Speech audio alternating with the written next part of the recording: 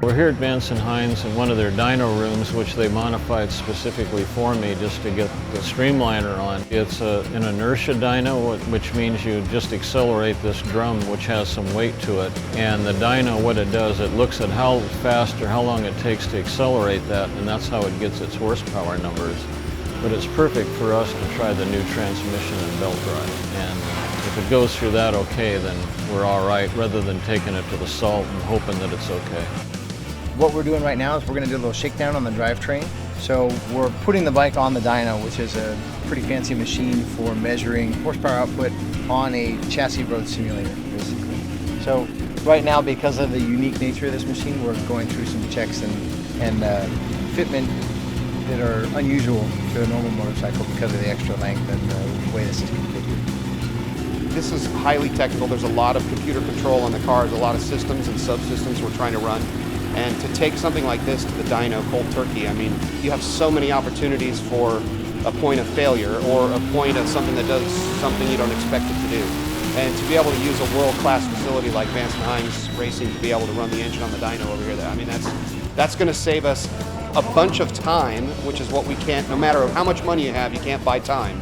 And it's going to save us a lot of time on the salt. You know, to make a run on the salt, to find out the problems we've already encountered, let alone potential hazardous problems that could end your whole year at Bonneville that we can find on the dyno because of the quality and the level of sophistication that they have on their dyno here at Vance Hines. It lets us really sort of learn before we ever go to the salt where our problems lie and how to solve them before we get there. So when we get to the salt, it's really a matter of making the car run to the limit that we want to run it at speed-wise instead of trying to diagnose problems.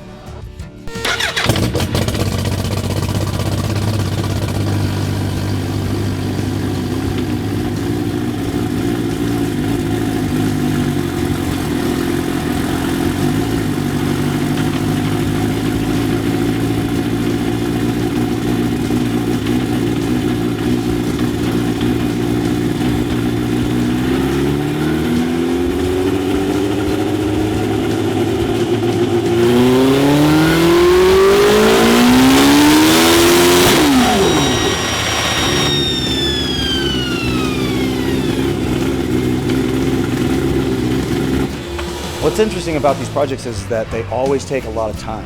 So you hope that they can just be done in a couple of months and you see the finished work, but it never works out that way. So it's nice to see the bike actually on the dyno now, Sam working away and getting some runs with Shane and the Motec guys. So it's very positive, getting close now, and that makes it even more exciting.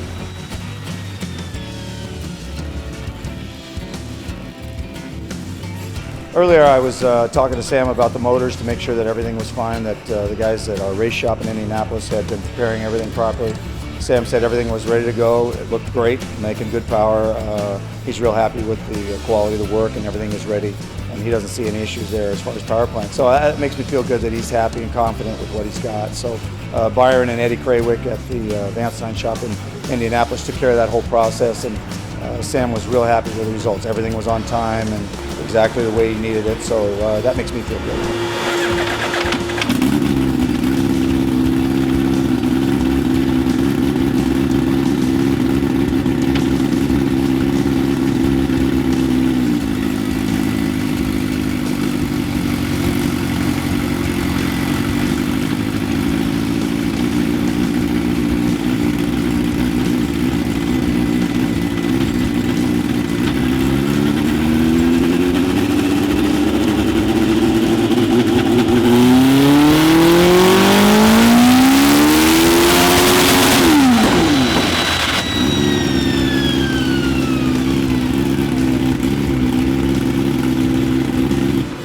After several hours and a bunch of trials and tribulations, we've gotten to the bottom of all of our little idiosyncratic problems, and the thing's actually acting like a real engine now. It's repeating, and it's doing what we asked to do, more importantly, which means when we go to the salt, we at least have some idea of what to expect instead of it being a complete unknown, which was the whole point of coming here. So yeah, it was successful. I mean, it took longer than we expected, but that's how it goes when you're trying to break new ground and do something no one's ever done before. Okay, now with this dyno testing completed, we're happy enough to actually take the Easy Hook Parts Unlimited streamliner on the Salt, make a pass, see what we can do. We are very excited, and Sam says that we've got kind of the kinks worked out now, and I think everybody's looking forward to this thing hitting Salt.